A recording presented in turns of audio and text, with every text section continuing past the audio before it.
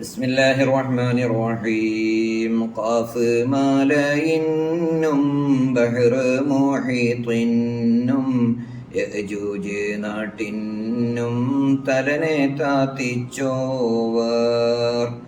മഹാനായ മുഹീദ്ദീൻ ശൈഖ് റളിയല്ലാഹു അൻഹുവിന് അള്ളാഹു കൊടുത്ത അധികാരങ്ങൾ, എല്ലാ സൃഷ്ടികളുടെ മേലിലുമുള്ള അധികാരങ്ങളെ സംബന്ധിച്ചാണ് കഴിഞ്ഞ വരികളിൽ ഖാദി മുഹമ്മദ് റളിയല്ലാഹു അൻഹു നമുക്ക് പഠിപ്പിച്ചത്. ഈ വരിയിലും അതുമായി അനുബന്ധമായ വിഷയം തന്നെയാണ് പരാമർശിക്കുന്നത്. ഖാഫ് മല വളരെ പ്രസിദ്ധമാണ്. അതുപോലെ ബഹ്ർ മുഹീത്ത്, ഇന്ത്യൻ മഹാസമുദ്രം, യഅജൂജ് നാട്ടിനും മഹാനായ നൂഹ് നബി അലൈഹി ഇസ്ലാമിൻ്റെ മകൻ യാഫത്ത്, അവരുടെ സന്താന പരമ്പരയാണല്ലോ യഅജൂജ്. അവരുടെ മേലിലെല്ലാം തനിക്ക് അധികാരം അള്ളാഹു നൽകിയിട്ടുണ്ട് എന്ന് മുഹീദ്ദീൻ ശൈഖ് റളിയല്ലാഹു അൻഹു പ്രഖ്യാപിച്ചതിനെയാണ് ഖാദി മുഹമ്മദ് ഈ വരിയിലൂടെ വർണ്ണിക്കുന്നത്.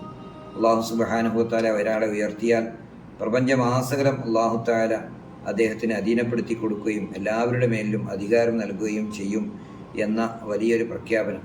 മുഹീദ്ദീൻ ശൈഖ് റളിയല്ലാഹു അൻഹു തൻ്റെ വ്യക്തിപരമായ വിഷയം മാത്രമല്ല, അള്ളാഹു അവൻ്റെ അടിമകൾക്ക് കൊടുക്കുന്ന വിശാലമായ അധികാരത്തിൻ്റെ പരിധികളാണ് ഈ വരിയിലൂടെ നമ്മെ പഠിപ്പിക്കുന്നത്.